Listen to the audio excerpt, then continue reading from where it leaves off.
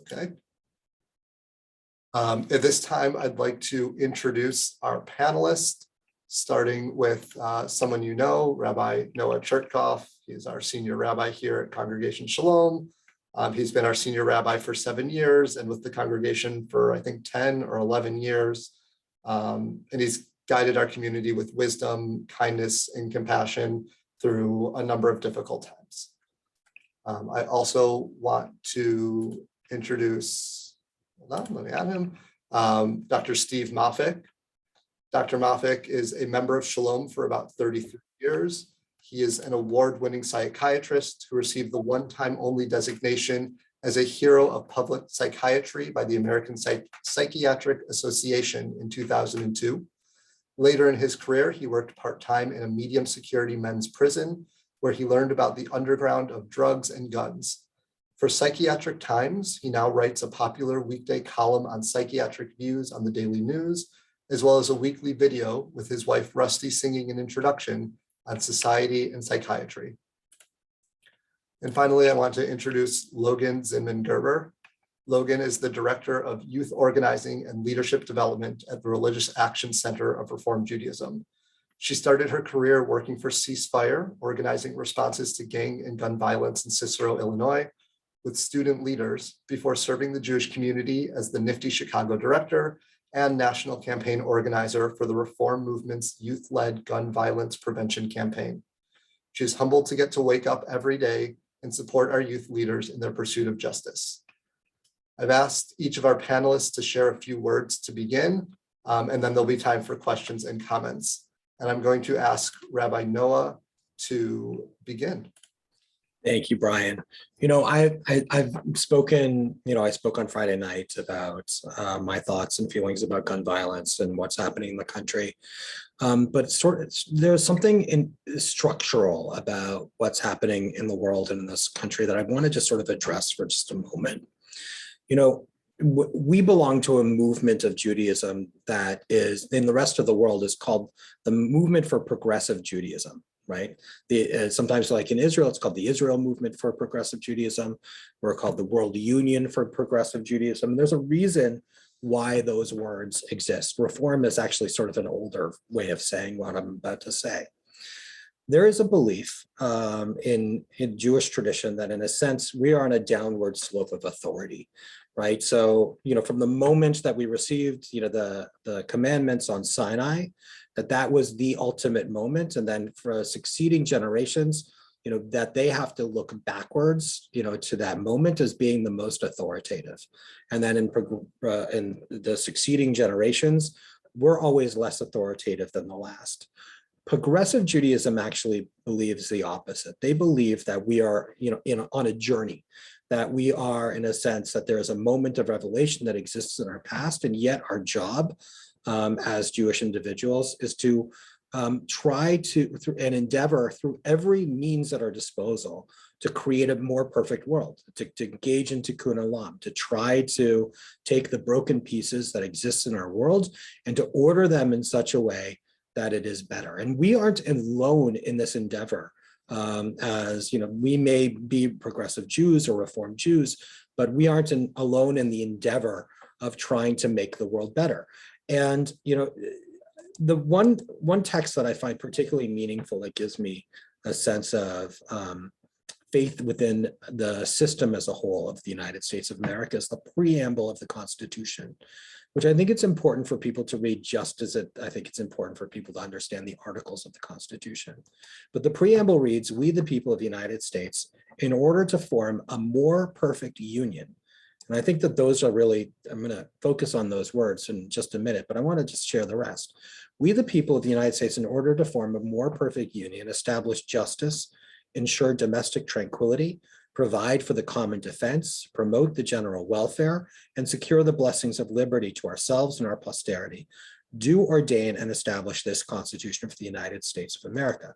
And in the preamble of the Constitution, I think that you get a sense of what the mission and the purpose is of all the subsequent rules and regulations and the laws that are in the Constitution, which is that we have a goal to create a more perfect union, a more perfect world, which is why we should never stop endeavoring to work on a society that is more whole and more holy and holds up the dignity of life in ways that are that perhaps they didn't exist yesterday, but could possibly exist tomorrow. So it basically what I'd like to say is that we have both in a religious sensibility and an American sensibility to try to improve our society. So we can't give up that task of trying to do better. When it comes to gun control, I know that it's been demoralizing, certainly over the past 20 to 30 years with the erosion of gun control. And certainly with all of the events of these mass shootings. But that doesn't mean that we are able to give up, as our tradition teaches us, that we may not be around to see the completion of the work, but that does not free us from engaging in that work itself. We'll get more specifically, if there are questions about Jewish law and gun control, I'd be happy to answer it. I mean, Brian and I were laughing earlier. As a Canadian, I'm happy to also answer questions about Canadian law and gun control as well. But I just want to say that we are engaged in the task of making our world better. We can't give up on that task. Thank you, Rabbi Noah. I'm now going to ask Dr. Moffic to share a few words. Thank you, Brian, and thanks to everybody who's come. Shalom to everybody. Good to meet you, Logan. And I'd probably just add, if anything is talked about that makes you upset because we're talking about traumatic stuff, feel free to leave temporarily or for good. This kind of stuff has a tendency to cause some secondary trauma. So just keep that in mind. I was trying to think what I could tell you that might be new. So this is sort of going to be an experiment. I'm going to present to you a gun violence prevention perspective using a metaphor of icebergs and a model of, what should I say, it's a model of public health model. And I'll get to that at the end. It's called DIGS, D-I-G-S. So why an iceberg? We don't live by icebergs, but we do have the play Titanic that's going on in the rep, and it's going to be repeated in the fall. And we know safety wasn't handled very well with the iceberg. Beyond that, the top of the iceberg really can represent our mass killings, our mass shootings, the ones that are visible and get so much public attention, right? The last one being, of course, Uvalde. And those, from my perspective, do have perpetrators that seem to have some sort of mental health problems earlier in their life, and opportunities were missed to help them along the way. Then we have this whole larger part of the iceberg underground. These are the daily gun shootings, including suicides, by the way. And we don't tend to hear about them. The CNN just said today there's been 17 mass shootings in the last 7 days since Uvalde. So it hasn't really stopped anything. And these need more attention, and why we have to find kind of an overall solution to this and not lose attention to that. Because we're having more and more icebergs, actually in reality, because of climate change, they're cleaving off. And now we're having more and more mass shooters because young men especially are cleaving off from society. And I think the emphasis has to be on safety, not control. I think control just backfires and leads to more buying of guns. So the prevention model I'm going to bring up to you, and I tried to check this out with the CNN journalist Brian Stelter beforehand, if this seemed okay, and he liked it. So here it goes. Again, it's called DIGS, which stands for Dads into Gun Safety. And how I thought about it is that I was thinking of a public health model that we could play off of, and pretty rapidly thought about MAD, Mothers Against Drunk Driving. And why I thought of that is probably because we have in Milwaukee one of the leaders over the years there in MAD, which was Mickey Sadoff.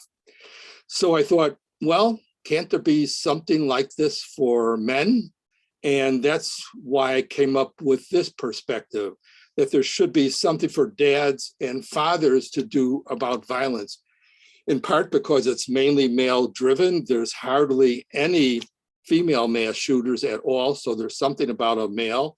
The roles of males are changing. And I think a group like this can cut across political divides and become a unifying factor. So that's what I've started to publicize, and I can talk about it more later or talk about some of the mental health aspects of this. It's interesting, by the way, that virtually no Jews have been involved in mass shooters. The only one I've been able to find is Dylan Klebold from Columbine. And a little interesting tidbit there is that he refused to go to the Passover family get together right before the Columbine tragedy. But we've been very good in keeping kids relatively within our community. And so we don't have many like him. Father's Day is coming up, so let's think about this for Father's Day. And I'll turn it back to Brian. All right, thank you, Dr. Moffic. And I'm now going to ask Logan to share a few words with us. Hi, folks. Thanks for having me in from Chicago tonight. So again, hi, I'm Logan. I work for the Religious Action Center, and I've worked on our gun violence prevention work, but it started a while before that for me. When I graduated from the University of Wisconsin, I've spent a lot of time just a smidge north. I started social work school, and I said I would like to work with teenagers. I'd been a camp counselor at Osprey with teenagers, and it turns out not a lot of people want to work with teenagers. So they sent me to Cicero to work for an organization called Corazon Community Services, which was a ceasefire site. And my colleagues were violence second responders. So when something like a shooting happens, and Cicero in particular is plagued by gang and gun violence, the first responders who show up are, the emergency crews. And then my colleagues showed up as the second responders. And they were the ones who, sat with a young boy who had been shot and who was about to go into surgery and let him know that it was going to be okay. And they were going to be there waiting for him on the other side. And there was more, more in his life that would be coming. And they visited the, sibling of someone who had been shot and convinced him not to retaliate, and really worked on violence de-escalation. And as I met more and more young people trying to disaffiliate from gangs and who were planning these peace marches to take back their communities, I realized that there were all these larger systems that were impacting my young people. Of course, the gang and the gun violence, but really those were also symptoms of other issues they were connected to, by economic forces, by poverty, by our immigration system. And for me, one kid at a time wasn't fast enough. And so my gut told me that I needed to take this to a more programmatic and a policy level. And so Sandy Hook happened while I was working for NIFTY, and it really shook my teens up, my high schoolers up. So we started to organize with other Jewish organizers and nonprofits in Chicago who'd been doing the work on the ground in gun violence prevention for a really long time. And that's how I started to connect the dots between what teenagers are capable of when they're really angry, and what it could take to make a change on this issue. And then after the Parkland shooting happened a little over 4 years ago, the reform movement and the RAC looked around and said, a lot of our young people are leading this work. It was a lot of our young people who were on the planning committee of the marches in Parkland, in DC, in Nashville, in Chicago, and who we realized could bring together 20,000, 30,000, 40,000 people to show up and to make a lot of noise, and that gun violence is one of the issues of their generation. And they said, let's put some time and some money behind this, and really give them the rest of the tools they may need in their toolbox. Marching and protesting is one piece of the puzzle, and we're going to need a lot more time, a lot more effort, and they're going to need a lot more skills in their toolbox in order to make change on this issue that we've been trying to make change on for a really long time. And so they created a job, and I ran at first just the teen-led gun violence prevention movement, and then it became an intergenerational movement that lots of congregations joined on to end gun violence in America. And last week, when I woke up and read about what happened in those classrooms, it hit me really hard. And I know you mentioned, Dr. Moffic, really being in our feelings in this moment. And I was thinking, like, what, for 4 years, like, we've accomplished nothing. We haven't passed a single piece of federal legislation.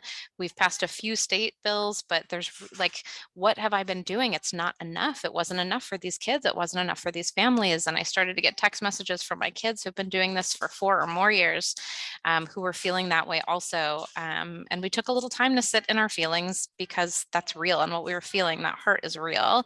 And they were texting me and then having to go to school the next day, which is scary on a different level. I worry about my kids, but they were walking into the building themselves. And we kept in touch throughout the day, and slowly we sort of tried to turn what we were feeling, our hurt and our sadness and our, fear and our anger, into action, and tried to figure out what was next. And that's a reaction some people have, and certainly the teens who want to hang out with me tend to have. And so I'm coming here today thinking about, what does action look like, and how can we make change on a policy level. Awesome. Thank you, Logan. I'm going to bring all of our panelists back up. And I have a few questions I've prepared, and I also want to invite everyone at this time, as questions come up, if you're thinking of things, feel free to hit that raise hand button, and I'll come to you as I can. But I want to start, Logan, with a follow-up question to what you were saying. About giving those kids some other tools besides marching and besides making noise. And is there anything you can share with us that are kind of some tangible tools or something that we can do? Yes. Number one is to figure out where your stand is, right? To take a minute to educate yourself on where the country's at, where Wisconsin's at. Coming to this conversation, I think, is a really important first step. There are, where can improvements be made to keep people safe? It's pretty, actually, I saved the link because I did some digging, in particular where Wisconsin is great and where Wisconsin has some room to grow. Wisconsin got about a C+ from Giffords, which is a great organization in terms of just giving you the facts on what laws are in place and what laws could be in place to make folks safer, and where those gaps are right now.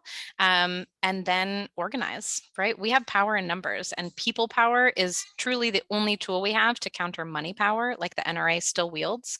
Even after going through bankruptcy, their people power is the only way we have to counter what's coming from money power. And, I think coming together in groups like this is the start. Congratulations. You're the core team at the congregation who can be starting to organize on this issue, and bringing in other folks, whether it's at the congregation, whether it's in your community, if you have partner churches and mosques and other houses of worship, and partnering with organizations that have been working a long time in Milwaukee to reduce gun violence. They're the experts. You can take your lead from them, and they can be the ones to help start to take action. I think that's the long-term plan. I also feel like sometimes we need a short answer, and we need something we can do right now. So we've also been putting together and updating this website from the RAC, which you can go there and see sort of all the policies we support, and it can zoom off an email to your representative and to your senators to say, take action on these right now. And there's actually a package of bills that are moving through the House that could do a lot to reduce gun violence, and a lot of them are mirrored in what you'll see on that RAC site that I popped in the chat. Thank you. And then for Rabbi Noah and or Dr. Moffic, just something that Logan brought up, especially with those teens last week going back to school, and feeling of just this overwhelming, being despondent and not really knowing how to go on, from a pastoral or a psychiatric perspective. Is there any advice you can give us of ways that we can deal with those feelings and how to help move beyond them? And then Ed, I see your hand raised. I think to begin with, I think it's important for us to justify those feelings. It is a scary thing. And to speak that, into reality for the kids is very important. I'm, as a parent, having to drop my child off the next day at school, and having difficult conversations with them, and they're 7 and 9, about finding exits and breaking windows and what one would have to do in the case of an emergency.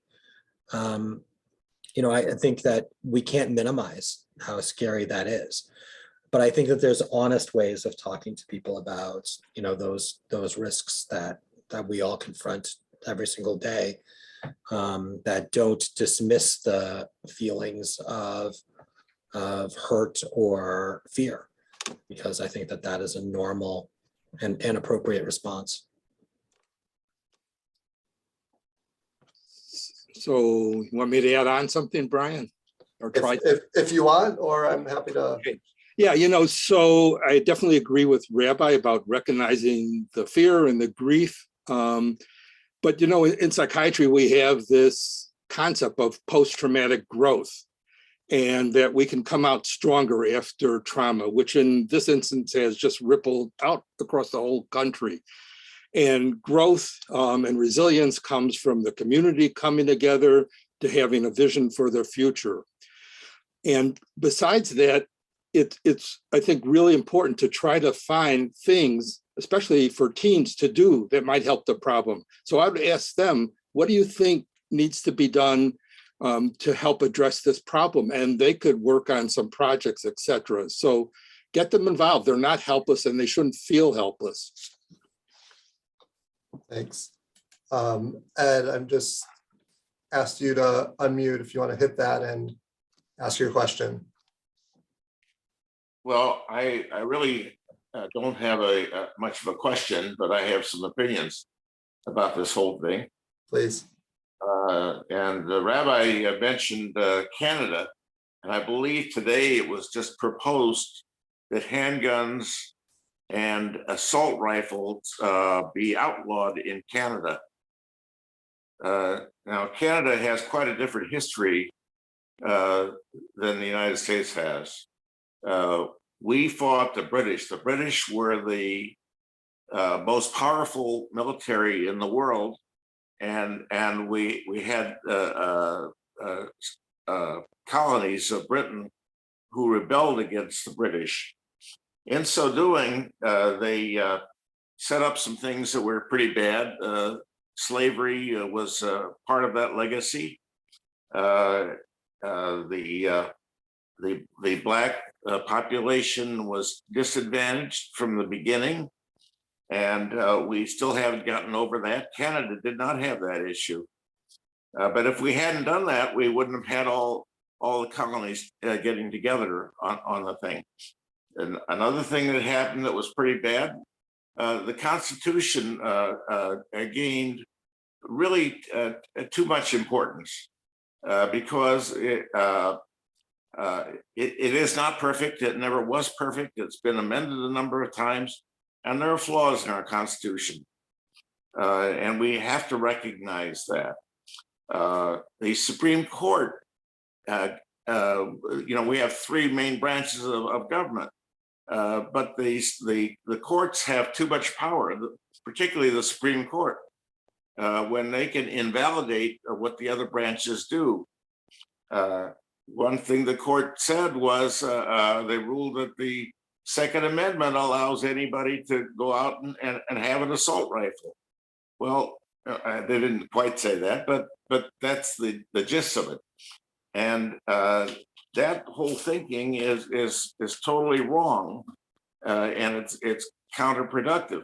Actually, the Second Amendment didn't say that. The Second Amendment starts out by talking about the militias, and the militias in the Revolutionary period were the military that fought the British. So we did need militias, and that was what that was about. But the Supreme Court twisted it into anybody can have an assault rifle. So there are things that we need to deal with in this country, and it's very bad. The fact that there have been these school shootings also is a problem, because the problem isn't just school shootings, as terrible as they are. The problem is, the synagogue shooting in Pittsburgh and other Charlottesville and many others are not just school children. So there's a much bigger problem than just school shootings. Thank you, Ed. I'm gonna, Debbie, I'm gonna ask you to unmute for your question or comment. Marcia, I see you also. Yes. So I want to come at it from a different angle. As a health coach and a life coach who works with a lot of moms, I see the anxiety and obviously around this issue and how can we, what's the next steps, for addressing this, not just moms, dads, grandparents, the children, in terms of their own self-care and in terms of taking care of others. What kind of supports for wellness can we put in place on a synagogue level? Is there a focus group waiting to happen? Would that be something helpful while we have people here? I'm just wondering if certain people want to put emails or, to what are the next steps that we can take? What would support everybody? And we could ask those questions and take that next step. Because this really has a ripple effect, when we take care of ourselves, and how do we, if we're not taking care of ourselves, how do we handle things like this? Because we feel like we have very little control on the larger level. So it starts within and taking care of each other. Yeah, Brian. Yeah. Thank you, Debbie. What you mentioned is one of the things I hope would come out of this. There's so many social problems that are weighing on us, racism, COVID, this, etc. I think some sort of follow-up, being able to get together in the congregation is a great idea, because we tend, with these big events that are so traumatic, we tend to look at them and talk about them. The research shows for 4 days. So we're beyond that, probably because kids are involved with this. But then we lose focus on it. But the issue is still lingering. It needs our attention, as do other social problems for our own wellness. Burnout's another one, not only for physicians, but the whole country work-wise. So yeah, I hope we develop something like that. So thank you for bringing that up. We also have tremendous wisdom in our tradition. The fact that we gather together for Shabbat services every week, that there is a built-in community here, that there's even daily, the opportunity to gather together. Coming together for synagogue services, whether it be Friday night or Saturday morning, is a spiritual practice, which is, I think, very, very important for people to avail themselves of what we offer our community and our congregation in terms of spirituality. So if people are seeking spirituality, and they're seeking, the comfort of coming together as community, that is something that our community most certainly offers. Thank you both. I got a question in the chat. I'm kind of just going in order as things come in, asking how to speak about this with our children. At what age is it appropriate to start discussing this? And, how do you approach it? And maybe if, I know it's not a one size fit all by age, but, maybe how to approach it with teens, how to approach it with middle schoolers, and how and if to approach it with those in elementary school. And Logan, I wonder if you want to talk about teens first, because you've done such extensive work with them. Sure. I was, my gut is to think younger. There are kindergartners who do active shooter drills in their schools. And so on some level, this is already in their lives. And by not opening up the conversation, at least to check in, what was that like at school today? I think also my background is in social work, so hopefully I'm still speaking within my lane here. To open that up and not make it something that we hide or we don't talk about because we wish they didn't know about it until they were older. I think it's actually doing them a disservice, because then they're going to get information from talking to each other. And I think that can actually make it scarier when we're not illuminating some of why this is happening. So I think there are age appropriate ways to talk about this with every age. And with high schoolers, I think I've noticed there's a sort of shift between B'nai Mitzvah and when teens at high school, they've been involved in helping other people, usually with something hands-on as part of, B'nai Mitzvah projects. And they're starting to move from thinking about themselves to thinking about other people. And so I think ask them how they feel and start there. And some of them are just going to need to share with you how they feel, and then they feel better. And some of them are going to want to burn it all down and then send them to me. I have things for them to do if you have a burn it all down kind of teenager. And, you know, just, I like to ask open questions and see where we get. And my bubby used to say that God gave you 2 ears and 1 mouth for a reason. And so I try to do twice as much listening when it comes up as I do talking. I also just want to, I'm going to put in the chat an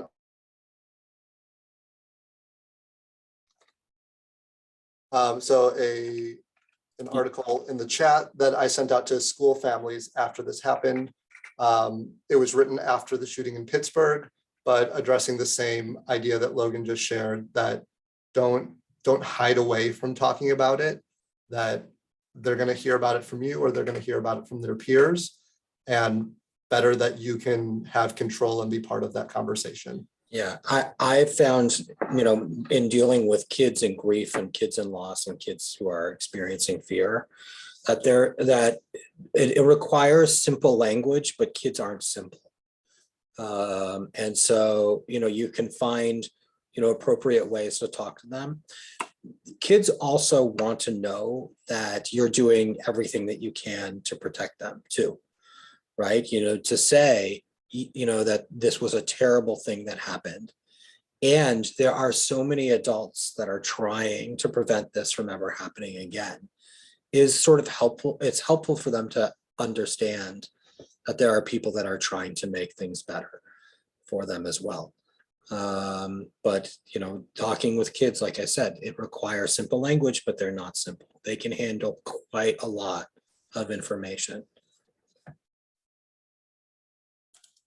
Thanks. Marcia, I'm going to ask you to unmute. And there we go. Okay, I see this as essentially a holistic problem, and it's been touched on. Aside from the gun control that we're always trying to forge ahead, is what touched me was some on a podcast, I guess, Fresh Air, in the beginning of May. Mark Folman, I don't know if anyone is familiar with him, has decided to write a book on trigger points because it is so hard, and I'm not denying this, but so hard to track guns, that we need to, and this has been touched on, the mental health issue, that we need to be very aware of social media, family, school, wherever a child is having an issue. Mark Folman has organized a group of people to research this. Things that have been brought up is community, which is important. Warning signs, which is what I had talked about. And, you know, if you see something, say something. I think that is so important because a lot of things are on social media. Friends are not reporting it. Friends who tell friends are not reporting it. I just feel that people need to be much more aware of each other. You know, whether it's organizing community, whether it's spiritual organizations through the synagogue or church, just to keep a tap or touch on someone's psychological issues. Again, friends can be of help, physicians, anyone can be of help. And, you know, I think that with the latest, if I'm not wrong, that he had been reporting it already. There were signs, there were red flags, is what I'm talking about, red flags that we have to be very, very conscious of red flags. And again, try to go to the authorities or go to the school. There was the case of the child who had a lot of issues, brought the parents in. The parents did not take the child out of school. They could have checked the locker, they could have checked the backpack, and if they felt uncomfortable, they could have brought in the police. And so he went back into school. Parents did not want to take him out, and he came out of the bathroom shooting. So again, there are signs and we must be aware of them. Steve, did you want to respond to that? Thank you, Marcia. Yeah, thank you, Marcia. I agree with all the importance of what you brought up. One particular thing to watch for is bullies. If you look at the history of most of the mass shooters, you'll find bullying in their history, and those who were bullied and those who are doing the bullying need attention. And of course, that happens online now besides live, but that's a really important thing to look at. Social isolation is another, and somebody changing, a kid changing and getting more irritable. Those are all warning signs that shouldn't be ignored. I think with the recent perpetrator at Uvalde, it was clear that there were multiple times that mental health care could have intervened, and I think stopped what ended up happening. Thanks. I have another question that came in the chat, and then Mickey, I saw your hand. I'll take yours next. The question was asked about addressing gun violence on two different levels. One level is community gun violence, and the other would be mass shootings. And should those two different types of gun violence be addressed in the same way, or do they need to be addressed differently to create meaningful change? I'm going to go out on a limb and say they should be treated. I mean, I think the same, in a sense, the same way. If we treated gun crime with the seriousness that it deserved, then I think that we would be in a different situation here. I don't believe that guns should be in the hands of all people. And that is, maybe that's an extreme position, particularly in the United States. But I do believe that that if someone wants to be a responsible gun owner, that there has to be a certain amount of vetting that needs to take place before they receive a gun.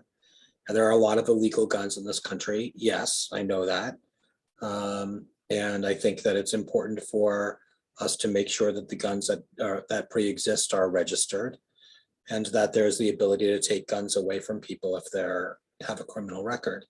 There's a lot of vetting that needs to take place, because a gun is a dangerous possession. It's a dangerous thing to have. It's designed to be dangerous, to take life. And anything like that deserves to have, to be treated with the seriousness of any object that causes harm. And so I think that it should not be open for debate. Unfortunately, we live in a society in which it is. Yeah, definitely agree, Rabbi. And there's as many suicides by guns as there is homicidal stuff, apparently even more. So that's also connected. And, what's also different about the United States is the lethality of the firearms that are available. In no other country do we have so many AR-15s out there. And so if we're going to do anything safety-wise, that needs to be addressed. But I think the safety has to be the focus. And I think potentially that's what can bring people together from different points of view. If you start emphasizing control, again, I'm convinced that's not going to work. So I'll add yes, and one of the methods that we talk about when we talk about gun violence prevention is, and you'll notice I try and use the language of gun violence prevention instead of gun control, because we found it's a little less polarizing. I'm not trying to control anything, but we should all agree to prevent gun violence. That should be something all of us across the board, no one should get to argue against. And so one public health approach is to compare what happened around the auto industry and around deaths from car crashes and the public health approach that was taken, right? There are so many levels that we were able to address a single issue on. We were able to create structural change. We made roadways and cars safer. So when you hit a barrier on the road, it wasn't as likely to hurt you because of the way cars were designed and the way barriers on the road were designed. We created stricter licensing, literal driver's licenses, but who's allowed to drive a car, what sort of practice you need before driving a car, the jump from when I got my driver's license to when my high schoolers now get their driver's license. There's a lot more practice time needed before folks are on the road. We had a culture change, right? Folks who did not have to wear a seatbelt growing up, raise your hand, right? My mother talks about her and her 3 siblings rolling around the back of the station wagon when they were growing up, and what a good time they had.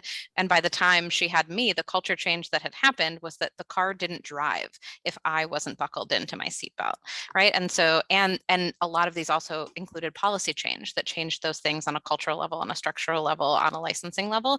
And we can apply all of those things. And I could talk all day about this, but we can apply all of those things. And I think the connections are easy in terms of who has access to firearms, what sort of training is in place to people who are able to purchase one, the kind of culture change that needs to happen around guns in our country, right? Like on each level, I think we could address this, and we have to. And just to put a number on what you were saying, I keep wanting to say Rabbi Moffic because I know a couple of Rabbi Moffics that I think you know too, and I have to keep reorienting myself, Dr. Moffic. Just use me as Rabbi Moffic's son and son-in-law. No, Yeah. father-in-law. Father-in-law. I keep trying to stop myself. As you were saying, right, about 2/3 of gun violence in the US is suicide. About 1/3 is homicide and handgun violence. And the rest, less than 1%, is mass violence. And so across the board, right, we need solutions that are going to address all three of those. Yeah, Brian. Yeah. So quickly, and then I want to ask Mickey to ask a question.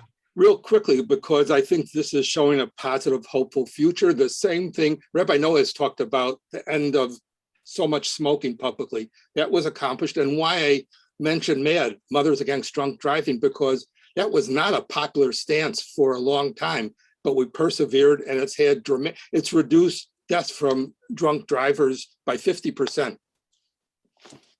Thanks. Mickey, do you want to go ahead? Yeah, my question is, we have centered and on fear that the children are feeling. They feel unsafe. They feel there's a million different things that you have to deal with as a parent, depending on the age of your child, et cetera, et cetera. I am centering more on how are we going to address racism in this country? It is, in my estimation, dealing in political activism as I do, it is the most important thing that has changed the behavior of our people. You cannot drive down the street no matter how safety belted you are. And by the way, with all your wonderful work that's being done about making our cars safe, our school buses still don't have safety measures in them. So if we value children so much and their safety, why do all the certain parts of our political population say we can't afford it? We can't afford to put seatbelts in school buses. Really? How about if somebody starts paying their taxes? How about if? I mean, I get, wild about this. But I think that we have to spend as much time dealing with racism and what we're going to do about it and how we're going to raise children not to have to deal with racism. Now that it's being wiped out of all the schools, you can't say gay I, who have a gay son and am blessed to have him, he who is filling this world with beauty. I, who have raised 2 other sons who love their brother and everyone else, no matter what color they are. That's where we have to start. And then now, this election, by the way, I've had some close contact with the Black Caucus in Wisconsin. And we have a problem coming up. We need to get more senators in the Senate. Otherwise, we won't get any of these bills passed that protect us from gun violence. There's only one way to get it passed, and that's to have control over the Senate and the House. So how are we going to do that? Well, we have a Black Caucus that says, we got Biden in, you owe us. They want Mandela Barnes. Perfect. I love Mandela. But what if the white, moderate Republican suburban women don't vote for Mandela? And in the primary, we get Alex Lasry, who I love. So I think they're both good. What are we going to do, and how are we going to address that? And I think we need to, as Jews, enter the political scenes loudly and strongly. Rabbi Noah is laughing at me, I know, inside right now. But we have to address it. That's where it starts. We don't have a Trudeau who can stand up and say, there will be no more handguns allowed, like he said the other day in Canada, or whatever. I mean, we have to start addressing. I have my daughter-in-law's mother is Eva Zaret. I think all of you probably know Eva. She's a blessing on this earth. I always thank her for being the other grandma to 2 of my grandchildren. She speaks all over about the Holocaust. And she just recently had an unbelievable experience. If you remember, the group of teenagers who posed for their prom picture giving the Nazi salute in Baraboo, Wisconsin last year. I don't know if you remember that, but it happened. A while later, the principal of that high school called Eva and said, would you come here and speak? So she did. We drove her up there, and that's what she did. She spoke, and she spoke to hundreds of kids there, many of whom had given the Nazi salute to their prom picture. When she was done speaking, one of the young men stood up, raised his hand, and said, you have told us everything that you've done about the Holocaust and getting through life. What would you like us to do? And she was taken aback. And she said, in all the times I have spoken, no young man has ever stood up and asked me what he can do. And she said, let me think. The best thing I can tell you or ask you to do is don't forget me. And when you have children, remember to tell them about me. And that will help. We have to address this anti-Semitism, this anti-Black, we have to. And maybe people won't feel like they need to have guns and kill people in a supermarket because they're Black. So I'm maybe sorry. I want to ask a question kind of built around that, you know, in not just in gun violence, but in all of these issues, you know, we're going to come across people that we disagree with. and we're going to come across people that have different beliefs than us. And I wonder, for the panelists, how do we have positive, fruitful conversations with those people, even when we know at the end of the conversation, we're still going to be in disagreement? What progress can we make with someone that we know will never fully agree with on an issue? But it's not a political difference. It's a hate difference. That's what I want Dr. Moffic to address, or Rabbi Noah, or whoever. Yeah, thanks for broadening the issues, Mickey. I don't like to think about the fact that we have a variety of what I call social psychopathologies, lots of them. And I'm glad you brought up anti-Semitism before I did. But the conversations across different points of view are so important. And I think I said this before, what doesn't work is confrontation and criticism. That only increases the opposition. You have to be empathetic and curious and want to learn from the other about their point of view. I think I have something similar to say. It's that civil discourse is not just essential to Judaism, but I think is essential in the American political process.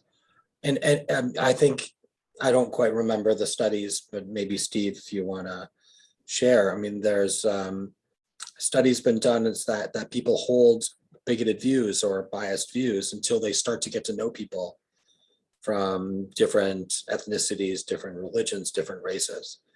So the more people are in connection with each other, the more people dialogue and discuss, the less they fear. Really, when you bring this all down to it, this has everything to do with fear. It's everything to do with the amygdala, I suppose, if we're thinking about the brain. But no matter what, and every social ill that we've discussed so far, why does somebody need a gun? Because they're afraid of something. We have a very scared country. I've never met people as fearful as what we're experiencing right now. And much of the manifestation that we're seeing about these social ills, racism, xenophobia, anti-gay sentiment, the gun control issues, all of that has to do with, at its most base aspect, the aspect of fear. And so that is really what we need to work on. Yeah, exactly. We're dealing with our own human nature, right? That's why this has existed since mankind came about, or humankind. We have a tendency to fear the other for our own safety, and then we desire power and so forth. And so it takes concerted effort to reduce the fear. You and I love the novel Dune. Fear can be the mind killer when it's too strong. So nationally, I know President Biden sort of tries to do that, but it's hard to reduce the fear to a realistic level that is helpful rather than harmful. And I think it's a jump to go from I want to have these conversations to how do I actually have these conversations? And so I'd encourage folks to read about deep canvassing. It's an organizing tactic, but also it's just great for having hard conversations with folks. And it's really about, I think it disarms, pun not intended, it disarms someone when I ask, well, tell me about why your Second Amendment rights are important to you. Tell me about why, being pro-life is important to you, right? It doesn't matter what the topic is, but tell me about why. It sort of disarms them that you would even want to know instead of just to yell at each other. And so to start with those kinds of questions, and then it makes them more willing to hear your story. It doesn't mean that you're going to change someone's mind in every conversation, but deep canvassing can give you another tool to have those conversations in a way that, isn't antagonistic. So I had another question come in the chat a while back, and I'm just going to read what came in. I feel a sense of helplessness about our ability to affect change. The standard response of pro-gun rights people is that this is a problem of the mental health of the shooter. They say the problem is the people, not the guns, and that this should not interfere with their right to own a firearm. How do we change the political gridlock in this country on this issue?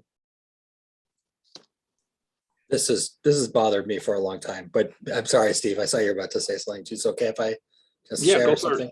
For sure. I don't think society would, I do believe that society would benefit from more investment in dealing with the mental health crisis that we have in this country. So I'd say call the bluff and say, let's talk about mental health in this country and make sure that there is enough resources for people who are struggling. And let's talk about gun safety. Let's not talk about just one. Let's talk about everything that is a social ill. If you are concerned about mental health in this country, there is a mental health crisis. You can't get in to see a psychiatrist for 6 to 8 months these days. You know, let's do something about that as a society, along with the other social ills. Yeah, exactly. It's not a bluff. I mean, Yeah. that's real, and that's a way to connect. So when the opposition, so to speak, is bringing up mental health, yeah, let's talk about this. There surely are problems there, inadequate resources, and that we can see in the history of so many of the people involved with gun violence. So yeah, by all means, it's not an either or issue kind of situation. So I know I've had another question come in the chat. I see a few hands raised. I'm also aware of our time and knowing, and for the people with their hands raised, you know that Intro to Judaism follows this time slot, and to make sure that we have the space for that class to begin soon. So in a moment, I want to ask our panelists if they have any closing thoughts that they'd like to share with us, words of advice, comfort, wisdom that they can leave us as we go on from this conversation. And I'm going to invite those of you who still have questions or thoughts that you want to share, please email me or call me. I will put my email in the chat, and I'm happy to pass along these questions to our panelists. And the conversation doesn't need to end in the next 5 minutes. It can continue, and it should continue, is one of my big takeaways from this evening. So please continue to ask, continue to talk about this, and let's make sure this doesn't disappear in 3 or 4 days of the news cycle as others have. So I want to invite the panelists. Does anybody want to go first, or should I call on people? Well, I'll go first because I feel like we should end on a pastoral note from Rabbi. So I'll get in with my little bit of anger and existential rage first. And no, it's just that there are more of us that want this change. There are more of us that want folks to be safe. Sometimes I have to sing the Hamilton line to myself. In the morning, there'll be more of us, right? And that's what has buoyed me, especially in the last week, but every day when I'm feeling really frustrated at the gridlock, is that there are more of us, and we are not alone. And the pandemic has made us feel lonely in this moment, but we're not alone, and really coming together is the only way that we're going to make a difference. And I'll put my email in the chat because I'm always happy to talk more about this.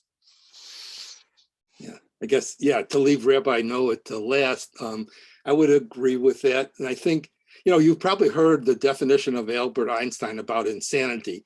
It's trying to do the same things that fail over and over again. And that's why I think we need new ways of thinking what to do, innovative new ways, not to put behind what we've always been trying, including politically, but we need some new stuff. One other plug, this is the first time we've ever done a pop-up soon after a major issue. So I hope you'll tell us if you think this worked well, so that we'll do more of these. So I'm angry. I want to share that with all of you. I'm angry and I'm sad. I'm frustrated. And there is a part of me that is fearful. I think it's important for us to speak about how we're feeling and to share it out loud. But I wouldn't just stop with anger, and I wouldn't just stop with fear, and I wouldn't just stop with being sad. There are practical things that we can do in order to regain some sort of feeling of a sense of, purpose in dealing with these types of tragedies that happen in our society. The desire for this to not want to happen again, the desire to be fixers, to repair, to engage in tikkun olam, is the Jewish instinct. And we can't let that go, no matter how many times we may feel as though our actions, our words, or even, what we put out into the universe doesn't go anywhere. It does matter because it matters to us. One thing that we cannot do is to give up hope. And I speak about hope a lot. And I think that some of you might have heard the analogy, or at least the rabbinic text about Adam and Eve when they first emerged from the Garden of Eden, when they first saw their first sunset, and the sun, dipped out off the horizon, and they saw that it was darkness. They didn't know that the sun would rise, but soon after it did. And so when they understood that the sun would rise again, Eve in particular understood this lesson, so that when at night they saw that that the moon became smaller and smaller in the sky, they also despaired that there would only be darkness.